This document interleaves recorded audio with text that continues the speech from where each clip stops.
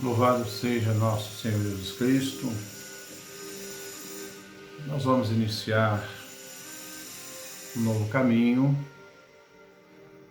para aqueles que querem estudar, aprofundar um pouco na Suma Teológica de São Tomás de Aquino. Vamos trabalhar o primeiro volume. Eu queria fazer uma espécie de e-book, mas não vou ter condição porque eu não tenho essa técnica. Vamos fazendo, passando aos pouquinhos, explicando a lógica do pensamento de São Tomás de Aquino.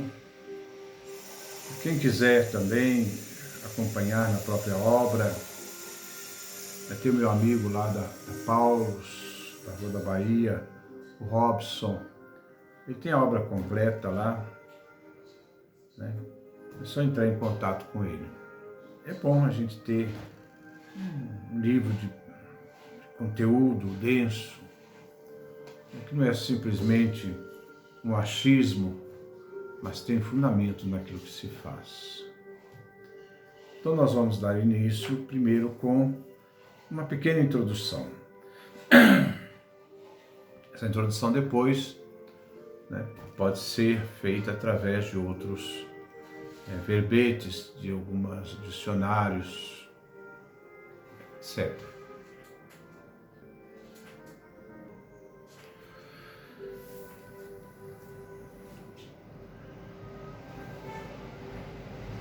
Procurarei deixar o texto falar e explicar a forma da argumentação usada por São Tomás de Aquino. Depois da leitura, às vezes até dentro da leitura, a fim de entendermos melhor o pensamento de São Tomás de Aquino, pode ser que eu faça alguns pequenos comentários. São Tomás nasceu por volta dos anos 1224, 1225, no reino de Nápoles, Itália. Aos 14, 15 anos, foi enviado à cidade de Nápoles para estudar artes liberais numa universidade fundada por Frederico II. Foi aí que Santo Tomás conheceu o filósofo grego Aristóteles.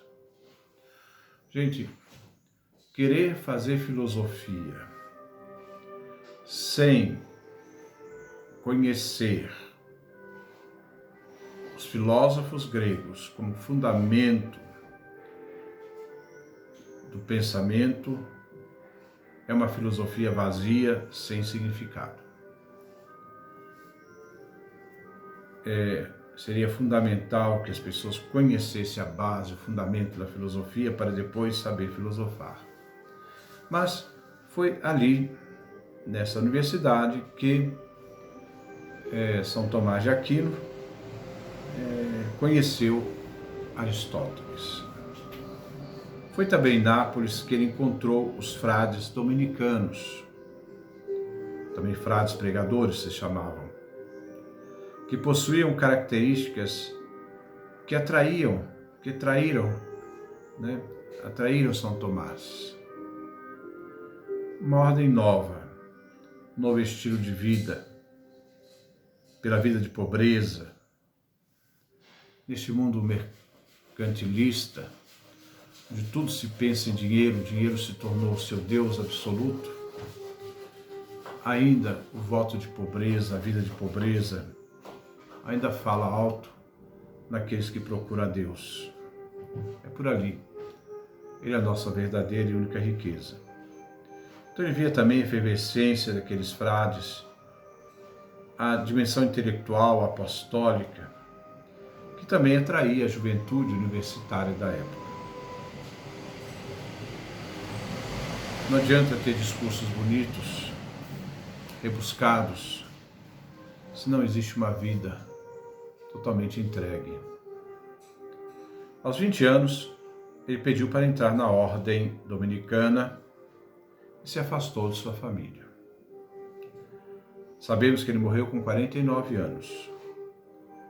Após sua morte, sua doutrina, sua teologia, se tornou alvo de suspeita em razão do uso excessivo de Aristóteles. Santo Alberto Magno, doutor da Igreja, que foi professor de São Tomás em Paris, saiu de sua diocese a pé, um homem idoso, foi a pé, saindo de Colônia para ir a Paris, para defender a memória do discípulo e a obra por ele escrita. Como São Tomás rejeitou ser arcebispo de Nápoles em 1265, a Ordem Dominicana então confiou-lhe em Roma a organização de uma Studia Generalia,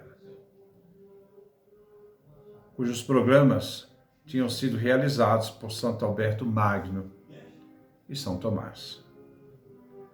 Essas escolas faziam uma simbiose entre ciências profanas e ciências sacras, isto é, entre filosofia e teologia. Foi aqui que teve origem a Suma Teológica.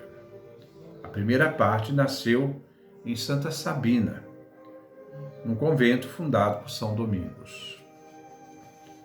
Tomás queria dirigir aos estudantes as verdades católicas, em toda extensão, e suas consequências, fazendo a teologia mais acessível àqueles que queriam aprender teologia.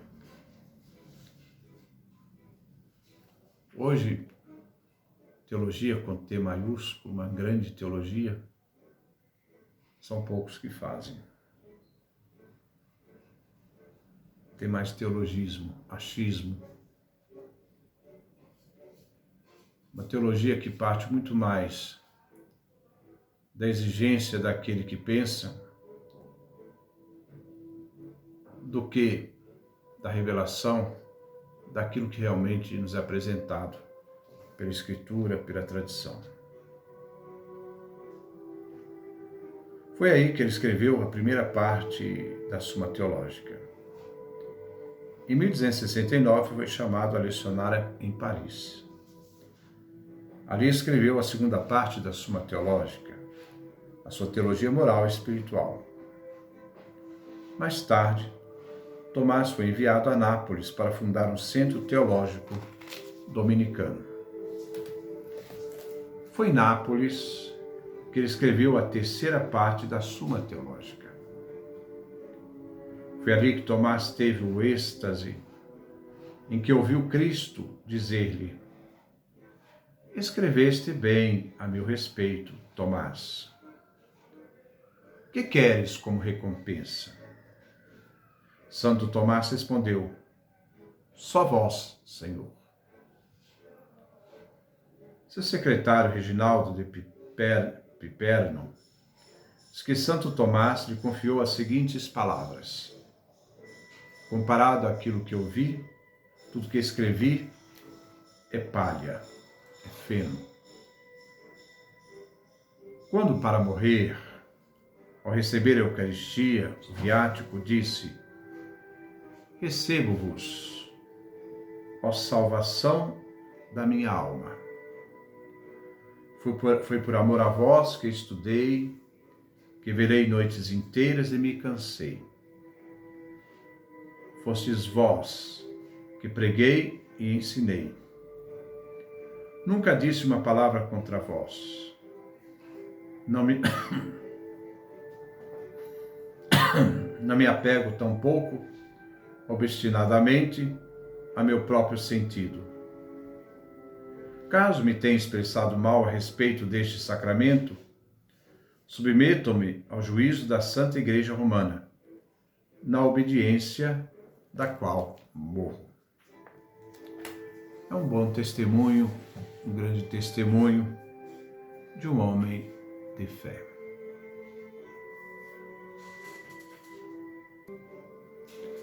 Então, nós vamos ouvir agora a primeira questão da Suma Teológica, onde São Tomás vai refletir sobre a doutrina sagrada. Ele pergunta: o que é a doutrina sagrada? Segundo, qual seu alcance? Ele vai responder isso em 10 artigos. No segundo encontro, nós vamos trabalhar o primeiro artigo, mas são 10 artigos para trabalhar essa primeira questão. Então ele fala, né, sobre a doutrina sagrada em 10 artigos. E diz: a fim de delimitar exatamente nossa proposta, é necessário, antes de mais nada, tratar da própria doutrina sagrada.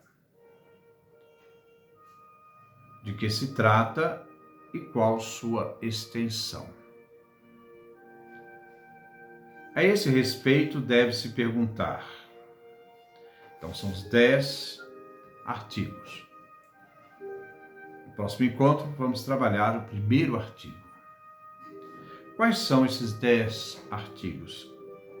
A esse respeito, deve-se perguntar. Primeiro artigo: esta doutrina sagrada é necessária?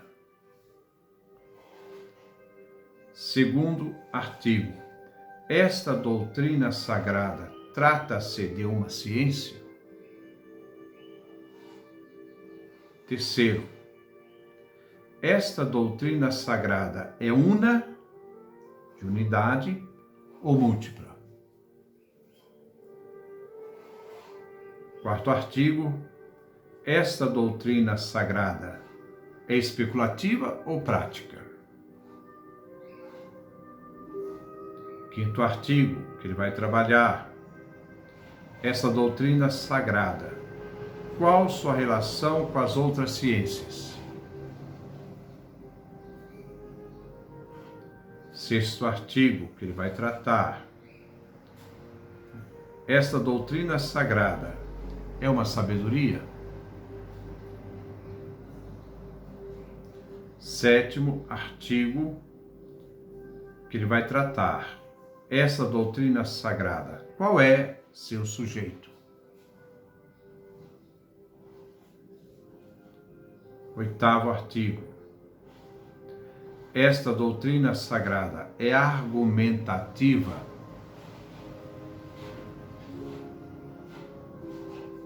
Nono artigo: esta doutrina sagrada deve empregar metáforas ou expressões simbólicas? E por fim, 10º artigo: esta doutrina, isto é, nesta doutrina, a Sagrada Escritura deve ser explicada segundo vários sentidos exegéticos aqui. Então, no próximo encontro, nós já vamos trabalhar o primeiro artigo. É necessária outra doutrina, além das doutrinas filosóficas? Essa doutrina sagrada, né, que aqui se trata como outra doutrina, é necessária?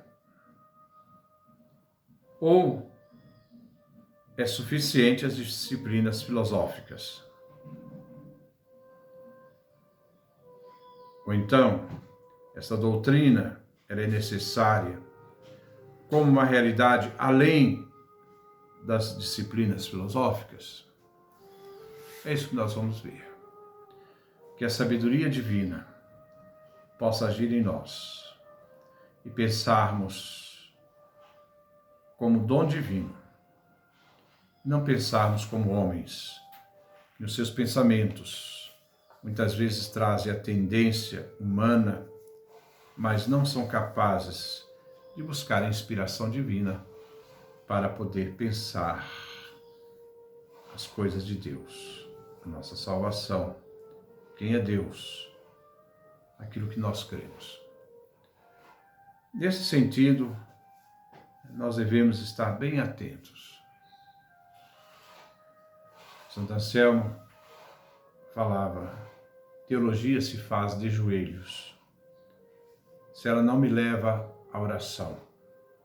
Ela é discurso dos homens, não é de Deus.